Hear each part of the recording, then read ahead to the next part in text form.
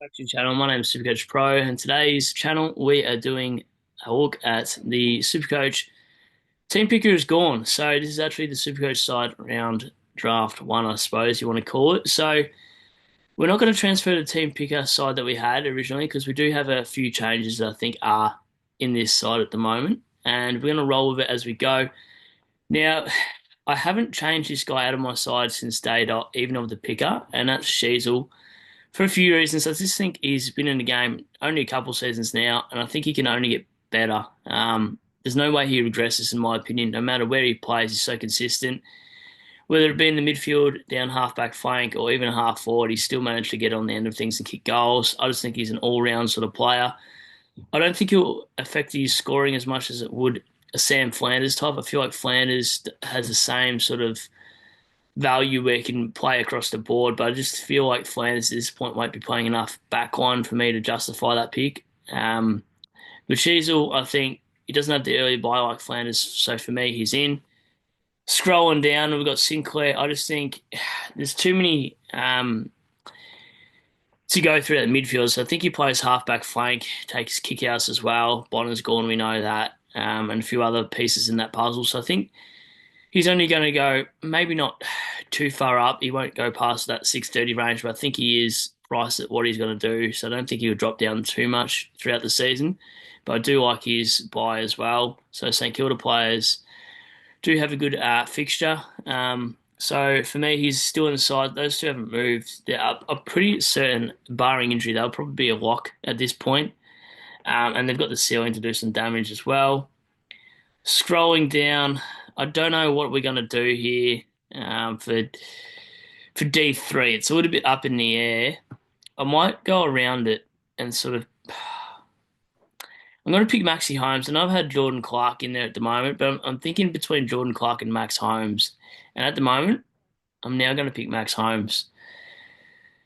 Um, Not too much reason why the difference is. I mean, if Max Holmes can play defense or midfield, I don't really care too much. I think he's just going to, progress on the upward anyway. Just he's been in the system for like 5 years now anyway, so I think he's going to go up no matter what.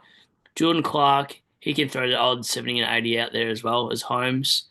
Probably has a better ceiling than what Holmes does, but I'm just going to go a Cats player and see what happens for now. But that could definitely be Jordan Clark at some point.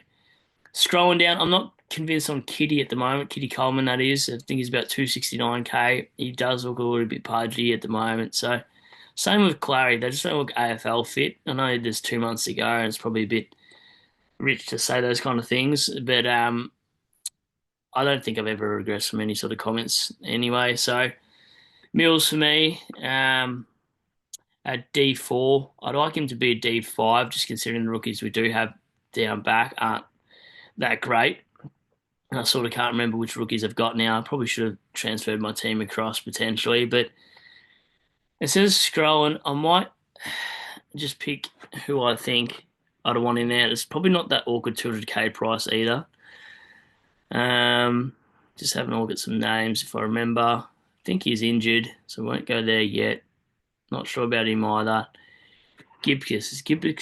Haven't heard too much training reports about Gibcus either. Bo Allen, we know, is going to get a gig. Caleb Smith will be there at the moment, I think, to take Rioli's role. There was a few other players. Sard's one of them. And the other one, I'm going to go Leak. Surely he gets a gig with the departures that Giants had. We're still looking at Buslinger, however you want to say it. And the other guy we're still looking at as well, Trainer. We're going to keep an eye on him because I'm a Tigers man, and Bice of Sydney. So still having a look at those kind of players around the mark, but these are just potential placeholders, the rookies. So don't go too hard on copping a side like that. Now, as you can see, I don't know if you've noticed, my team has had a name change, and I'll get into that shortly. So we're definitely picking the Bont because of the name change. I can't see myself not picking him. I just think he's the clear number one. He's already 49% owned. Okay, that's crazy. So this is an ownership thing here. You click on it and it'll give you the highest owned to the lowest. So You can already see Caleb Daniel, Bailey Smith, etc. already 60% owned, though I'm sure they'll probably be a bit higher as the it gets closer to round one. But we won't do that. We'll go back to points for 2024, or you can go by average, but it doesn't really matter too much. Butters hasn't left my side either. I think Butters and Bont have been 1 and 2. So it does look like I have a clear D1 and D2 and a clear M1 and M2 I'm very set on.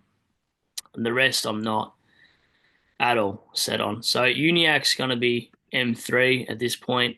Um, Now, how far I dive in this midfield might depend on my forward line first, because I actually don't know. I'm not going to go Horn Francis at the moment. Rankin I like as well as a bit of a pod.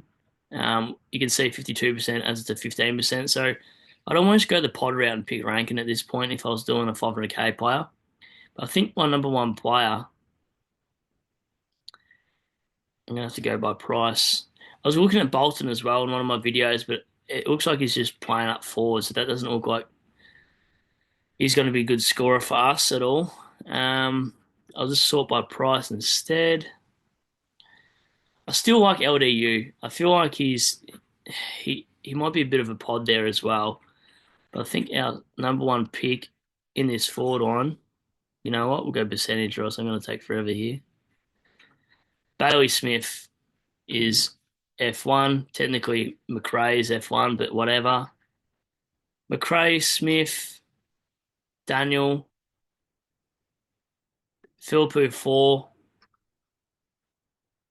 Now, there's been talk about him if his midfield split, if his forward split. They reckon, it could be like a 50-50, but I'm pretty confident this is the guy that Saints need in the midst of that mix. So for me, he's going to stay there, I think. He's at a good price. He's scored a couple of tons.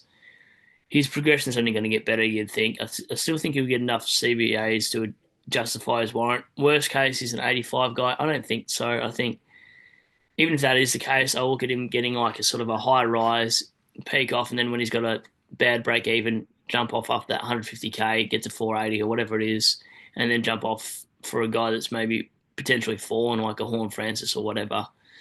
So that's the worst case, but 313, I just think is value anyway. There's not too much that can go wrong with that pick, in my opinion. Lynch has been in my side. He looks fit at the moment, so barring injury, he'll probably stay at that F6 sort of range. Don't know why Sims is highly owned, maybe because he's in that ruck line, but I'm not going there. Now, Power Pepper has been training at the forwards, 180k. I think he's going to be a guy that is value. Is he too expensive to play on my bench? Potentially, but I know he's best 22 when he's fit. So he might be a bit of an expensive rookie, but it might give me a bit of cash to muck around with things later on in the piece when I sort of understand a little bit more on these rookies.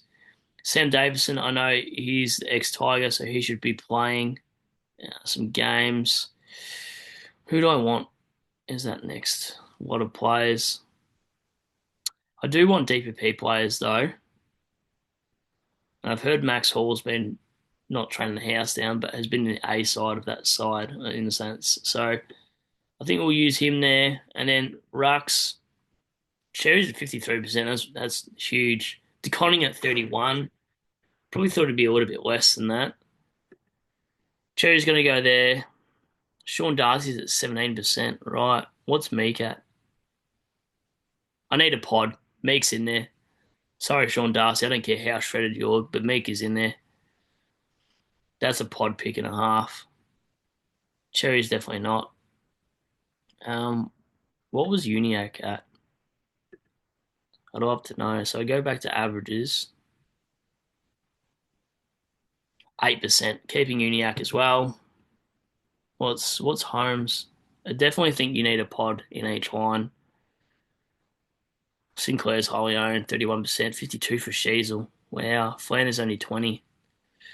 Lockie Whitfield, the weapon, 6%. Barring last year, I can't touch him just due to his injury factor. And he's pretty old. I feel like he's late 20s now. So I'm not going to go down that route. Jordan Clark's still a pod, 6%. And Max Holmes at 14%. Interesting. Clark, you're in, mate. I just want a pod. in each line. Like I said, under 10% would be nice. So Clark's in just for a pod factor. I think they'll score around the same. I am paying 30 grand more, but it is what it is at this point. The flex, I don't know what to do with the flex now. I'm really undecided. Um, just the way Flynn's been training has been great, apparently. Maybe I've just put a guy that I don't know I'm going to put in. Don't tell me that's not how you spell it.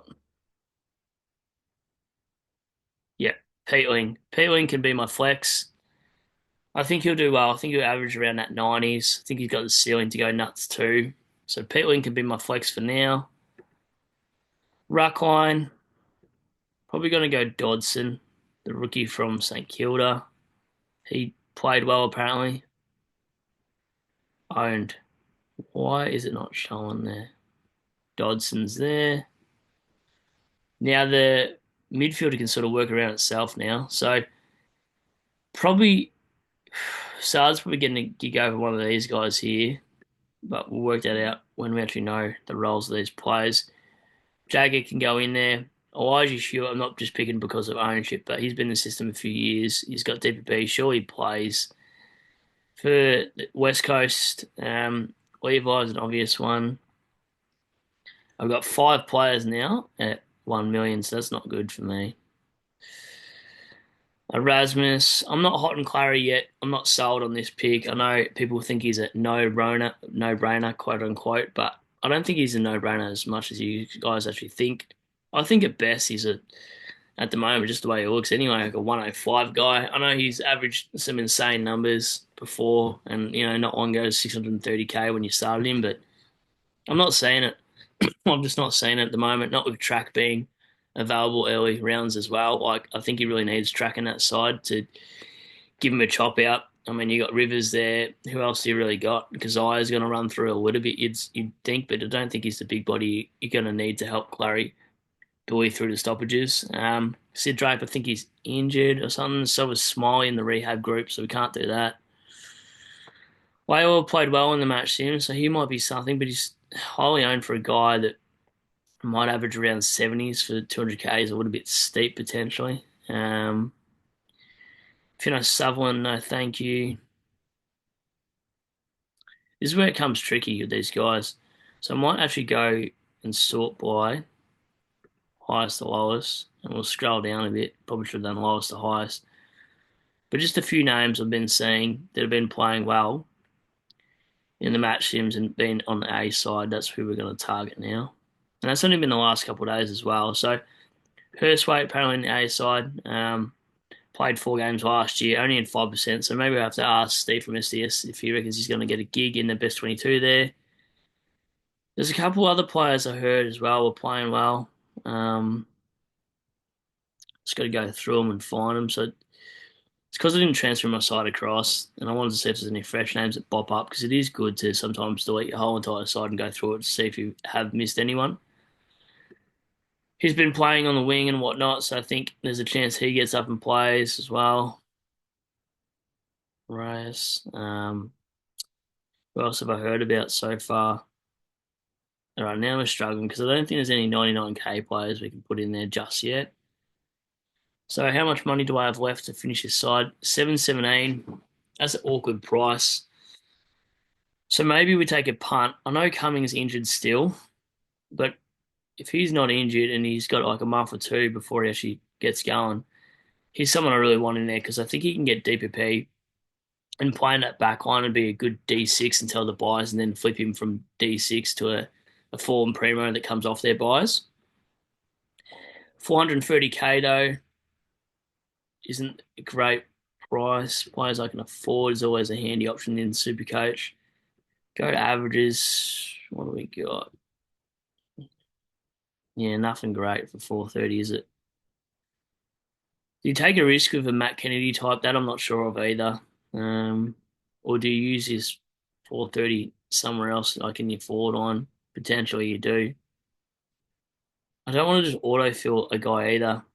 So maybe get rid of Cummins instead and go Ashcroft. I'm pretty Pretty keen on Ashcroft. I have been throughout the season. I think he's 441k. He's also in the rehab group, is he though? I have heard things like that. Let's do something spicy. Let's do another pod. Players Richmond round one. Let's go Doc. Let's go Dockety. I was thinking of Chera as well, but maybe we start Doc, and then for 229, we won't worry too much about this, but we'll go.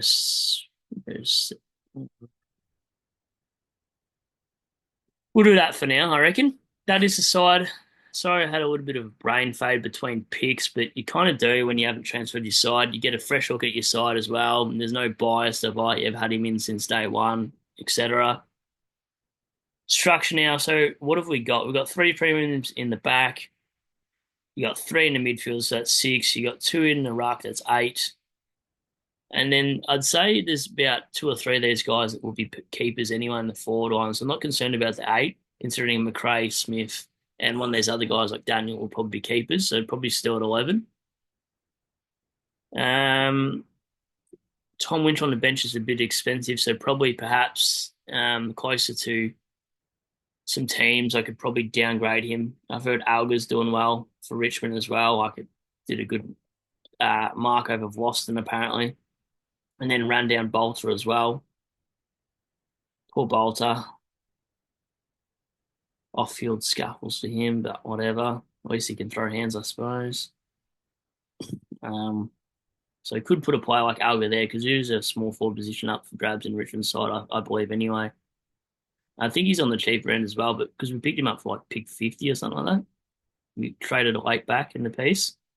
So if I keep hearing things from Alga, I wouldn't mind having a pod up forward. I think he is 113k. Why do I always do this the hard way? There we go. I did miss him somehow. And then I could probably do something in that midfield. I forgot about the Doherty was my fourth midfielder, so there would have been 9 players. You probably want money in the bank too, because years going past, I've never left money in the bank. It's hindered my side for upgrades and stuff like that. It's or just sidewaysing as well. I've had to use 2 picks. But what could I do if I actually mucked around that money? I could afford anyone. Sarong. Now, who would you go?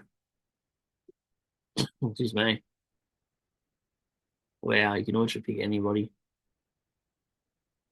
Tom Green. I don't want Tom Green. Rory Laird would be interesting because he does play halfback role this year, I reckon. Hayne Young, not for me, just because he burnt me so many times last year. Ed Richards is one I really want to pick as a pod. I just haven't been keen on. I said that on the Centre Bounce channel last night. He's the one I just don't have the kahunas to do. Will Day, I've looked at a few times from my side as well. You know what? I think we will actually leave it at Doc or Shera and then leave the 100 and something K for any sideway fix ups at the moment. I know 178k is a lot to sort of have in the bank, but this will be my first draft side. Muck around with that 178k later when I get to know what rookies are sort of best 22 as well, what aren't in that danger of being a sub as well. So if we're actually to muck around this side properly, it'll something like this. So you've actually got 4 in the midfield, one as a bit of a you got to start at injury risk somewhere. You can't just be picking every 600k player. So now we've got 3, 4, 7, 9, and then I assume at least 3 of these guys. So probably 12 primos. I know they're not primos now, but move their price tag and you make a top 8 forward line. And I bet you McRae, Smith, even Park, I'm pretty confident with, to be honest. Daniel will all be amongst that top 10. So I feel like I won't have to trade any of those 4 out. Potentially Philippou, though, could be the only one out of that 5 that I'm a little bit going with. But Peteling in there as well as my flex. I think I'll leave him there. I think he can make enough money and also produce some good scores. And then any of these guys, well, they could interchange. If I need to use the money, I could always go up and get some other sort of players that are coming off injury that might look like they're getting a good, distribution role of halfback, taking kick-ins or something like that, or potentially a guy that's getting CBAs that has never got CBAs before. So that is aside. Sorry, I was a little bit scrolling through and not picking the players as quick as you'd probably like them. But yeah, Bont and Butters for me. And the new site, once I've saved, I think it already is saved, is, as you can see, the Bont identity. So thanks for watching. It's not the orange team to take the Mickey out of Underwood as I did last year. Because yeah, we know why I did that, but this time it's just Bont. I'm not a Bulldogs fan. I'm obviously a Tigers man, but just love the Bont so much that thought I'd finally dedicate a team to him. So hopefully you guys enjoyed the video. Let us know if you'd change anything in this team. I probably won't change it based off the opinion, but I'd love to know your thoughts anyway. Let me know if you got any pods in your side as well. Give us a like as well for the video. I'll be doing live streams. If you haven't checked out the last live stream, I did it with DR. As you know, he's a pretty popular man, and then SDS Steve as well. I did a live stream with them too. It almost went for about 2 hours, so really appreciate those guys jumping on the other week. So if you haven't checked that out, check that out in the previous video as well. Anyway, we'll do some more live streams with guys like that as well throughout the season. I've messaged Shorty as well to see if we can get a potty out, hopefully in February sometime. So look out for that. Stay tuned, and yeah, sub if you haven't already, so you get the notification when we do go live with these other people and myself. Cheers. Thank you.